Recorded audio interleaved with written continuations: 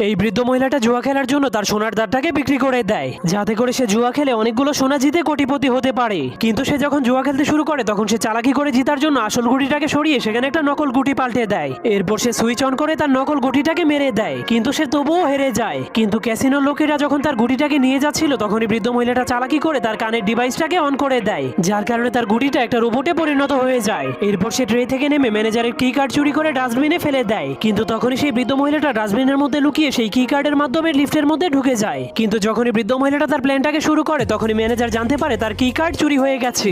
এজন্য সে জলদি করে চোরকে ধরার জন্য অ্যালার্ম বাজিয়ে দেয়। কিন্তু বৃদ্ধ মহিলাটা কোনো ভয় না পেয়ে তার পকেট থেকে লেজার পয়েন্টার বের করে লিফটের ছাদটাকে কেটে ফেলে। এরপর সে সেখান দিয়ে লুকিয়ে লুকিয়ে সোনা চুরি করার জন্য সোনার সিন্ধুকের কাছে পৌঁছে যায়। কিন্তু সে প্রথমে তার রোবটটাকে সিন্ধুক খোলার জন্য লেজারের ভিতর দিয়ে পাঠিয়ে দেয়। তখন তার রোবট সব লেজারগুলোকে অতিক্রম করে সিন্ধুকটাকে খুলে ফেলে। এরপর বৃদ্ধ মহিলাটাও তার গ্লাভস পরে লেজার ট্র্যাপের মধ্যে লাফ মেরে দেয়। তার গ্লাভসটা এতটাই